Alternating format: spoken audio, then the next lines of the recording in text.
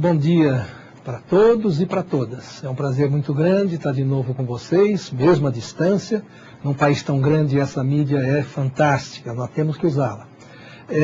O tema do nosso trabalho hoje é bastante simples. Eu fiz questão de escolher um tema bastante simples, mas ele é muito significativo. Vocês vão ver que ele enseja diversas considerações a respeito da matemática da escola.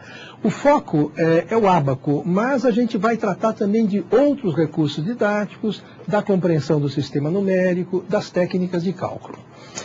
Eu vou começar contando uma história para vocês.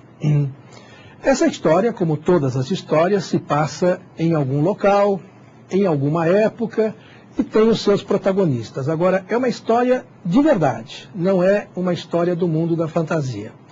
Essa história se passa, pode virar um slide, essa história se passa no sul do continente africano. Perdão, esse aí é um dos livros em que eu li essa história, um livro bastante interessante, um livro já de algumas décadas, mas um livro muito gostoso da gente ler. E tem um outro, pode virar, tem um outro livro que é mais recente e que também faz menção a essa história, e que tem uma capa muito sugestiva. Vocês estão vendo lá uma mão, que onde a gente aprendeu a contar foi aqui, e dessa mão se vai para um ábaco, que é o tema da nossa conversa hoje. Então vamos agora ao mapa que permite localizar o local em que essa história se passa. Vocês têm aí o mapa mundi, já localizaram a América, o continente americano, o Brasil, e do outro lado do Atlântico, o continente africano. Essa história se passa no sul do continente africano. Agora, a época, por volta de 1900, 100 anos atrás aproximadamente. É uma história já de um século. E os protagonistas dessa história, os personagens, são os membros de uma comunidade não urbanizada, não escolarizada, mas que sabia contar. Eles eram pastores, eles criavam animais, tinham seu rebanho e precisavam controlar esse rebanho. E como é que eles contavam, se afinal de contas não havia escolas? Onde é que eles aprenderam a contar? Bom, aprenderam na escola da vida, aprenderam a partir das suas necessidades. Essa cena ilustra essa situação. As pessoas lá no campo, com o seu rebanho, os animais passando, e eles fazem a contagem. Agora, como é que é feita essa contagem? Então eu vou explicar para vocês, sinteticamente, como é que era o processo utilizado por eles. Quando passa o primeiro animal, a pessoa levanta um dedo. Passou mais um, levanta o dedo. Para cada animal que vai passando, o contador vai erguendo um dedo. Até que em pouco tempo ele tem os seus 10 dedos erguidos. Acabaram-se os dedos das mãos e ainda tem animais para contar. O que fazer? Esse povo teve a seguinte ideia. Quando eu tenho os 10 dedos erguidos, eu chamo uma amiga, Roberta, vem me ajudar, faz favor. Você fique do meu lado e nós vamos aqui fazer um acordo. É uma combinação.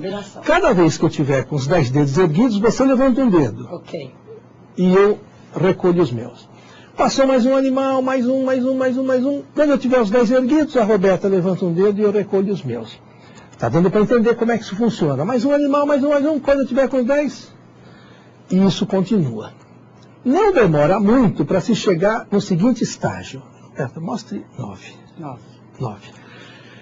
Quantos animais já passaram? Na mão da Roberta, 9 dedos. Na minha mão, 5. São 95 animais. E passa mais um.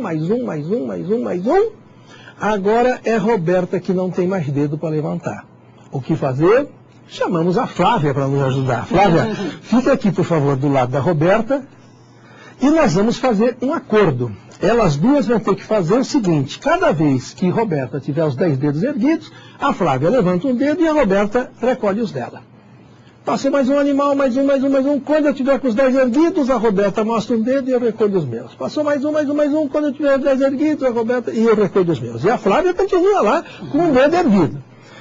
Esse processo assim continua. Vamos chegar no seguinte ponto. Mostre 3, 5. Quantos animais? Isso. Quantos animais já passaram? 355. Quando vocês disseram 300, olharam para a mão da Flávia, os 50 olhando para a mão da Roberta e os 5 olhando para a minha mão. E aí cabe uma pergunta. Por que vocês olham para a minha mão aberta e dizem 5 e olham para a mão aberta da Roberta e dizem 50? Porque afinal ela vale mais do que eu. Será que é porque ela é mulher e eu sou homem? Será que isso tem a ver com a cor da roupa, com o tipo de cabelo? Não, isso é uma brincadeira. Isso tem a ver com o lugar, a posição em que nós estamos. Nesse acordo que nós fizemos aqui, quem estiver nesse lugar aqui, um dedo está representando um animal. Quem estiver nesse lugar aqui, um dedo representa 10 animais, um grupo de 10, e quem estiver aqui, um dedo representa 10 grupos de 10, portanto, 100 animais. Unidades, dezenas, centenas, se a boiada for muito grande, vai entrar ali um milhar e assim por diante. Isto é um ábaco humano. Muito obrigado pela ajuda. Um ábaco humano. Essa atividade que a gente fez aqui, rapidinho, a gente faz com os alunos, dramatizando, como nós fizemos aqui. Vejam esse próximo slide, ele mostra uma página do livro em que a gente faz, do livro do 2º ano, em que a gente faz essa contagem do rebanho com as crianças. E funciona bem. Funciona bem, eles entendem como é que a coisa funciona. Se você pede para eles representarem uma determinada quantidade, eles conseguem fazer isso. Claro, os números têm que ser adequados à experiência matemática dos alunos. Um ábaco é isto, simplesmente isto. E essa ideia que ocorreu àquele povo do sul da África, ocorreu também de maneira um pouco diferente em muitos lugares do planeta, em diferentes épocas. E cada um realizou, concretizou essa ideia da sua maneira. Na Roma Antiga, de 2000 anos atrás, eles inventaram um ábaco mais ou menos assim. Uma caixa com subdivisões, onde eles colocavam areia. E como é que era feita a contagem? Uma pessoa com um palitinho, um graveto, um pedacinho de pau, para cada animal que ia passando, ela fazia um risco nesta caixinha aqui. Quando aqui tivessem 10 riscos, ela apagava e fazia um risco aqui. Esse risco aqui está representando um grupo de 10 animais. Depois, quando aqui tivesse 10 riscos, ela apagava e fazia um risco aqui. A mesma ideia do ábaco humano, realizada de uma outra maneira, com a vantagem de que, nesse caso, uma pessoa sozinha consegue fazer tudo. Também na Roma Antiga, em outras localidades, essa mesma ideia, a caixinha com subdivisões, foi usada, mas com pedrinha. 1, 2, 3, 4, quando aqui tiver 10 pedrinhas, a gente recolhe as 10 pedrinhas e coloca uma nessa caixinha no lugar das 10. A mesma ideia. Em outras partes do planeta, surgiu este ábaco aqui, que a gente chama de ábaco fechado, ábaco de moldura. Em cada fileira dessa, a gente tem 10 pedrinhas que podem ser movidas de um lado para o outro.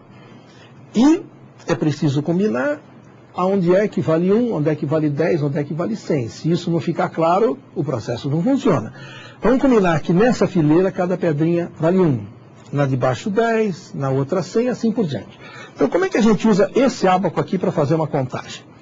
Vamos supor que a gente vai contar os animais utilizando esse ábaco. Então, quando passa o primeiro animal, desloca-se uma pedrinha para esse lado. E mais outra, e mais outra, e mais outra. Quando as 10 pedrinhas estiverem todas deslocadas para cá, a gente faz a troca. Troca as 10 pedrinhas desta fileira por uma desta, e o processo continua assim. Passou mais um, mais um, mais um. Quando tiver os 10, faz a troca. Troca essas 10 por mais uma. Suponhamos que, terminada a contagem do rebanho, o ábaco esteja nessa situação aqui. Vocês conseguem me dizer quantos animais passaram? Olhem só, nessa fileira tem 4 pedrinhas, nessa 2, aqui nenhuma, uma contagem pode terminar assim. E aqui uma só. Chegaram lá? 1.000, nenhuma centena, e 24. 1.024. Reparem que, se eu quiser representar essa quantidade utilizando um sistema numérico que reflita o ábaco, como é o caso do nosso, eu vou precisar ter um símbolo para dizer que aqui não tem pedrinha. Foi assim que nasceu o 0.